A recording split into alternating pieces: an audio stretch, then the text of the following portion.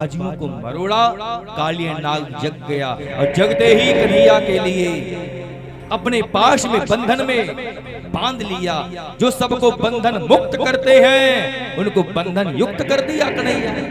इस कालिया नाग ने, भगवान ने अपने स्वरूप को बढ़ाया, सारी नसों को ढीला कर दिया उस कालिया नाग की, और छलांग लगाकर कालिया नाग के सिर पर आ गए और ऐसा तांडव नृत्य किया है, जितने भी फन थे कालिया नाग के सब फनों से खून की धार निकलने लगी। पूरा यमुना जी का जल लाल लाल होने लगा। यशोदा मैया यमुना जी के तट पर ऊपर खड़े होकर बार बार भगवान की दुहाई लगाने लगी। हे जगन्नाथ भगवान, हे जगदीश्वर, हे नारायण, आपकी मैंने सदैव पूजा की है, अर्चना की है, आज मेरे बालक की रक्षा करो। अपने पल्लू के लिए यशोदा मैया ने यमुना जी के जल में डुबो दिया।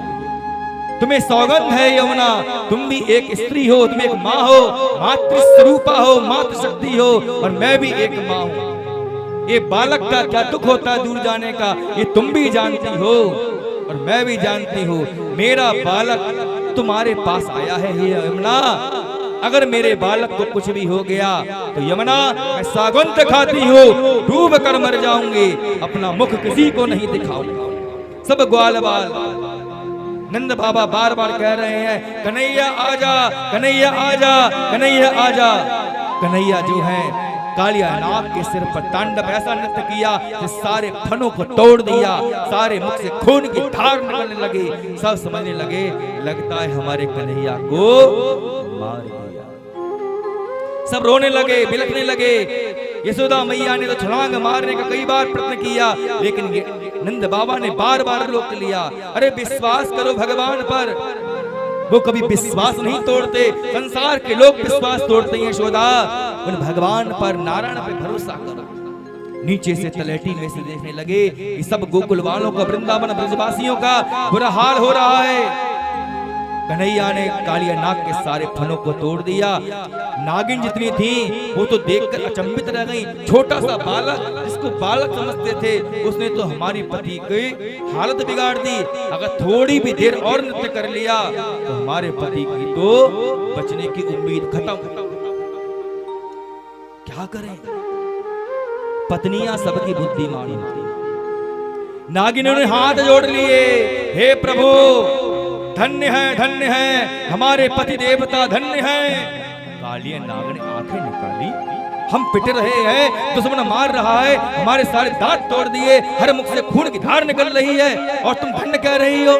अपने पति को बचाने की जगह पे हमारे दुश्मन से तुम पक्ष ले रही हो और कह रही धन्य है हमारे पति देवता, धन्य है। कन्हैया ने कही, अरे नागिनो, तुम्हारे पति का हाल बेहाल कर दिया, मुख से खून की धार निकल रही है, कहां से धन्य है तुम्हारे पति। कालिया नाग ने कई बार चीखे, अरे तू नहीं मानेगी, दुश्मन के सामने मेरी बेइज्जती करती है, बिल्कुल शर्म बेच खाई है। नागिन ने कहा, अभी तो चुप हो जाया करो, हर समय काहे करते रहते हो, तुमको बचाने का ही प्रयत्न कर रही हो, चुप हो जाओ, दुश्मन बड़ा बलशाली है, चुप हो जाओ। कालिया नाग ने सोचा पत्नी ने कुछ सोच रखा होगा, चालाक तो बहुत है।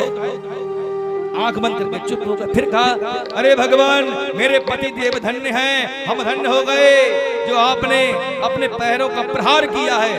अब नहीं रहा गया कालिया नाग से। अरे नहीं मानेगी, मरने जैसी स्थिति हो गई है, उनकी तारीफ कर रही है।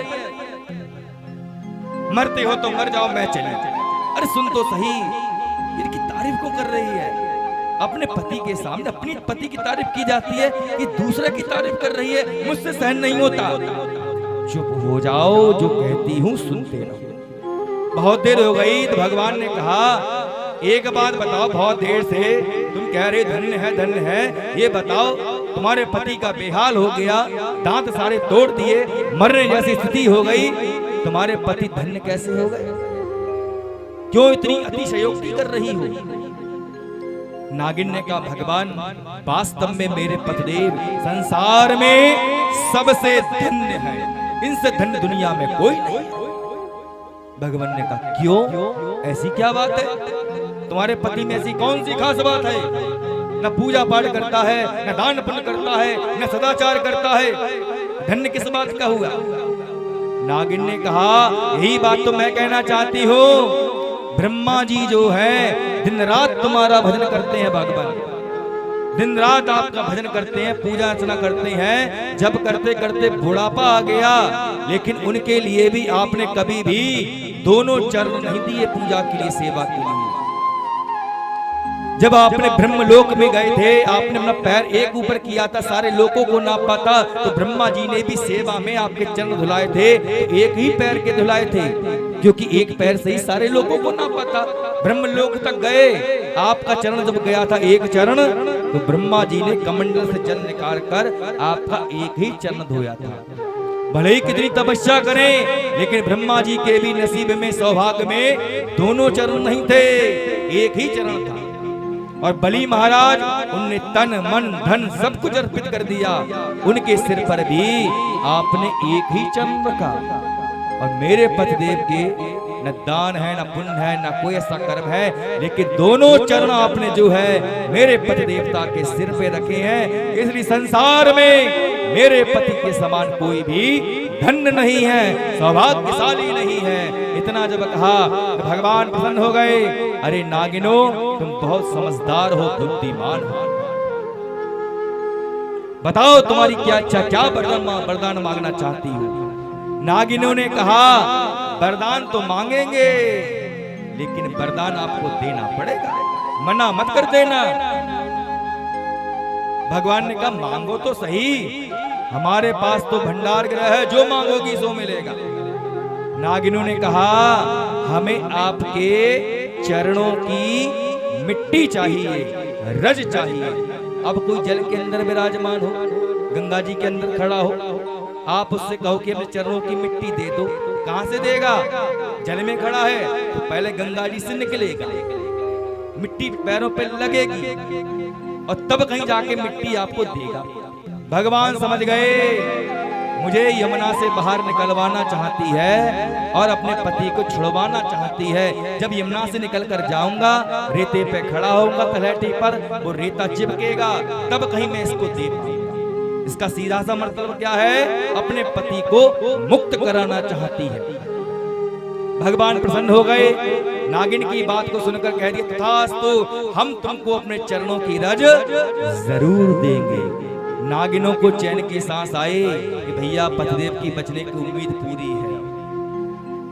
कालिया नाग ने कहा टेढ़ी दृष्टि से मैं भी कुछ बात कहना चाहता हूँ।